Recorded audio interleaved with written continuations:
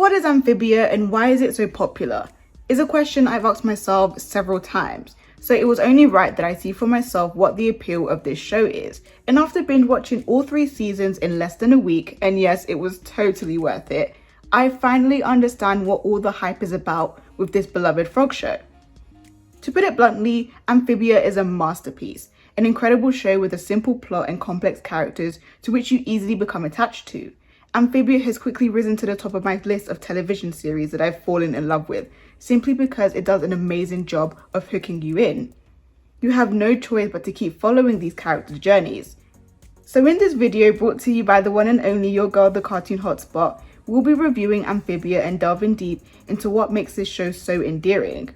For returning subscribers, welcome back, and if you're new to my channel, welcome, where hopefully you'll be sticking around for more videos on a range of different cartoons by giving this a thumbs up and turning on that bell button for post notifications. Without further ado, let's begin.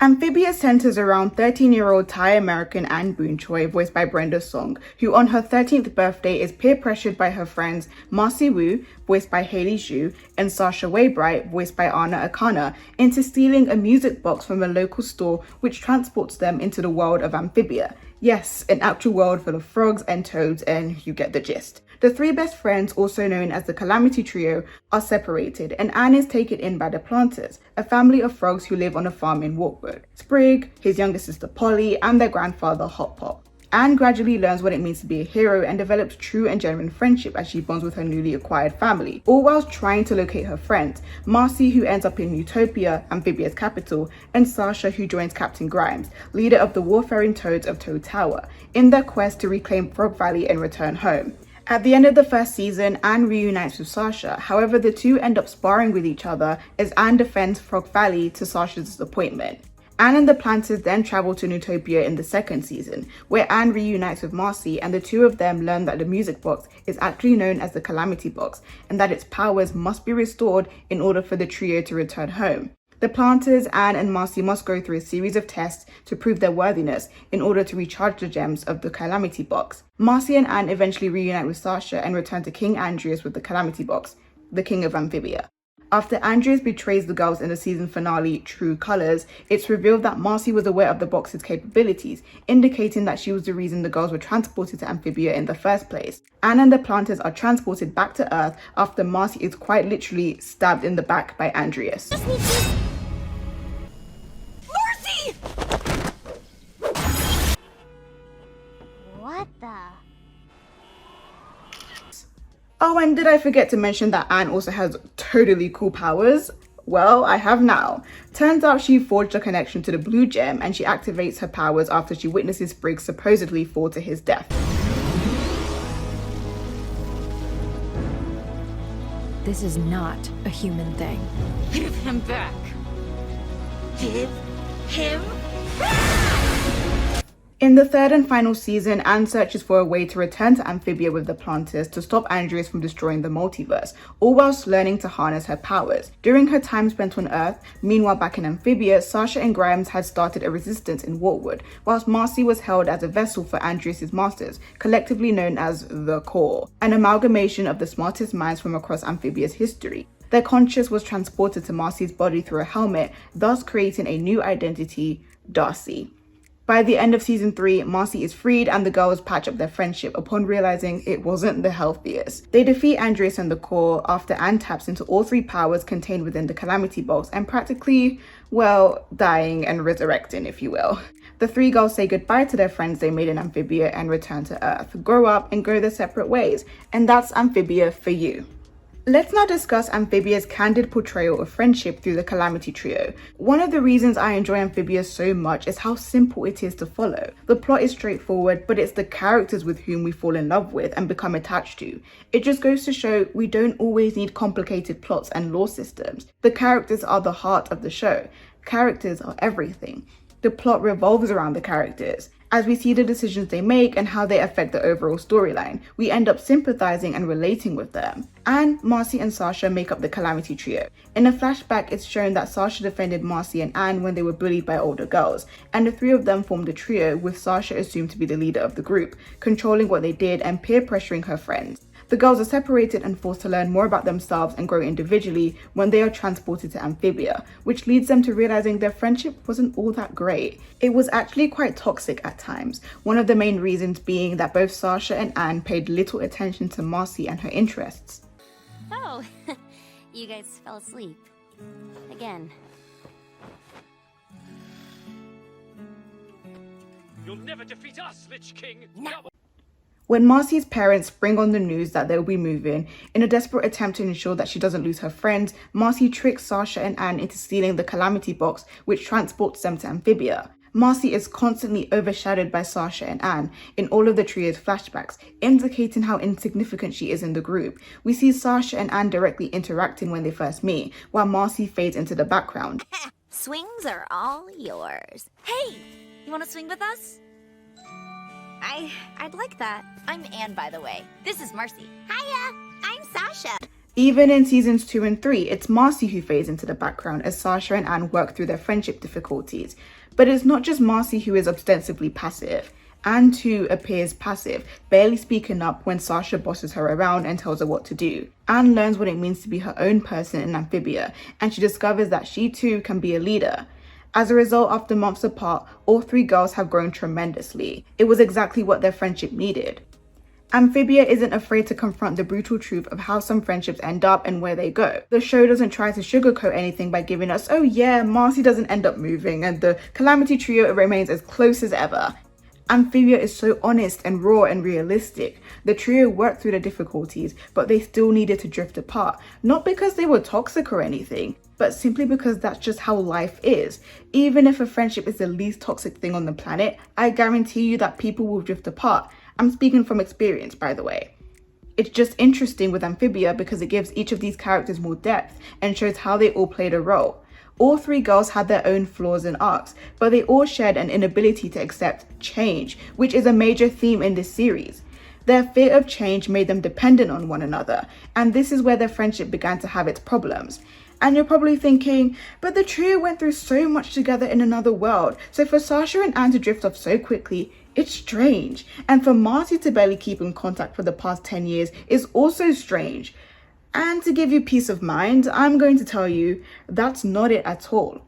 Matt Braley, the showrunner of Amphibia, stated, Marcy did visit many times. Her comment about 10 years having passed was in reference to the anniversary of their adventure, not the last time they've been together. Also, Anne and Sasha didn't immediately drift apart, just over time they did. And it had me thinking, is Marcy the glue in their friendship or is Anne? If Marcy stayed, would they still have been an inseparable trio? Ocean Joaquin X on Twitter gave an insightful analysis by saying the glue was their dependency on each other. Sasha needed people she could control, Marcy needed people who she could keep, and Anne needed people who could accept her, however shallow that acceptance was. And quite frankly, they needed that fear of change as they learned to embrace it. Getting transported to another world is change in itself. Before they could fix their friendship, they needed to learn more about themselves. Sasha's fear of change stemmed from her inability to accept that she won't always be in control, and that's okay. Marcy's fear of change was rooted in her inability to accept that you must eventually stop living in your own fantasy world and wake up. You can't keep running away from your problems and expect them to go away on their own. Anne was afraid of change because she didn't know what would happen if she did make her own decisions, and her fear led to her relying on Sasha and Marcy to keep her on track and peer pressure her because she wouldn't have to take responsibility for anything. But Anne learned that it's okay to be your own person and it shouldn't be feared because that means making mistakes and growing. You can't be too comfortable in a position. It's the invitation for stagnancy. She could have accepted the Guardian's offer and, well, remain dead. Maybe pre-season 1 Anne would have, but current Anne realized she still has a whole lifetime to grow. Her time in Amphibia has taught her a lot, but now it's time for her to take those lessons back to Earth and continue to grow as a person. Also, Anne discovered that she's capable of being much more than a slacker or someone who does what others tell her to do. Anne's character fascinates me because while she was comfortable with not being her own person and making her own decisions, she was still insecure and felt like she was never good enough in her parents' eyes. And many people, including myself, can attest to the fact that you get back what you put out. People will only think of you what you reflect back to them. Anne didn't believe she could be much more, and this reflected in the way her parents and other people saw her. She had the impression that her mother was always disappointed in her, when in reality, Anne was disappointed in herself.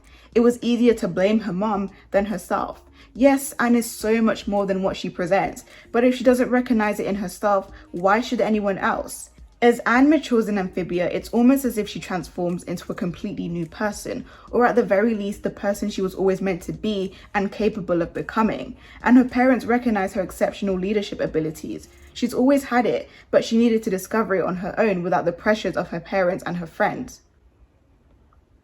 Sasha letting go of her desire for control is precisely why she and Anne drifted apart in high school, which is actually a great thing. It simply means that she's open to change. It's implied that her parents are divorced, which is probably why Sasha clung to the girl so tightly, fearful of losing her only remaining support system. She had no say in her parents' divorce, but she did have some say in who she hung out with. She took advantage of her friends' inability to stand up for themselves in order to maintain control over her friendship. But over the course of season 2 and 3, she learns that things happen in life that are beyond your control. Certain things are inevitable. Control doesn't make you stronger. It actually does the opposite of establishing strength. It limits you. You drive people away because they're afraid of you, and in turn, you end up alone, which is a sign of weakness. The most crucial aspect of this is that Sasha strikes a balance between having too much control and having just enough. Sasha embodies the gem of strength, the pink gem. Her desire for control is what makes her such an effective leader, but she must also learn to be a good friend and prioritize others. So it's only natural that after their adventures in Amphibia are over, she and Anne drift apart and make new friends in high school. Them drifting apart doesn't weaken their bond, it strengthens it. Their love for each other is still there and will always be there, but it's more about accepting change and gaining new lessons and perspectives. Marcy needed to move away because, like Anne, she was too comfortable in her current position of being passive and not speaking up. She needed to get out of her comfort zone and make new friends, as well as improve her people skills, and it appears that she did just fine. Marcy went from being a little selfish to realizing she couldn't be wrapped up in her own world without endangering the lives of those around her. Marcy is an escapist. She's afraid of facing reality and what that might entail, so we see her engrossed in her video games and books all the time. It's her means of avoiding her problems. So after Aldrich offers her the perfect fantasy in the penultimate episode, All In, she rejects it. Yes, it's everything she's always wanted despite her inability to express her desires, but Marcy's rejection indicates that she recognizes the importance of first repairing what's broken. That is why Marcy is the epitome of wit. The green gem of the Calamity box. Wit doesn't just apply to intelligence in terms of solving riddles and puzzles. Wit could also apply to matters of the heart, such as friendship. She made the right decision in rejecting Aldrich's proposal, because true friendship cannot be traded for temporary pleasure, no matter how tempting the offer may be. No! Only a coward would hide away in this place. Well, I reject this sick fantasy, and I reject you! I started this whole mess because I wanted to escape that reality. But I won't run away from it anymore. The trio eventually found their way back to each other because true friendship lasts a lifetime. Amphibia is one of the most realistic portrayals of friendship I've ever seen. In contrast to other shows that focus on romance, Amphibia focuses on friendship and how complicated it can be. Friendship takes time and effort. Amphibia also does a fantastic job of developing each character arc without being overly obvious or forced. Rather than telling us these characters have matured, it shows us through quote-unquote filler episodes, which provide such an enriching experience. It takes us on the journey of these characters. The episode The Hardest Thing was, in my opinion, an excellent way to end this. Amphibia is a masterpiece, and now you know why. If you enjoyed this review, please feel free to subscribe to my channel. I could really use the support as I'm trying to broaden my content and focus on other shows I enjoy. Be expecting more content soon, but this concludes today's video. And now I want to put it to you guys. What are your thoughts on Amphibia? What do you love most about it? Let me know down in the comments below. As for today, that's it from me, and I'll see you again next time. Bye!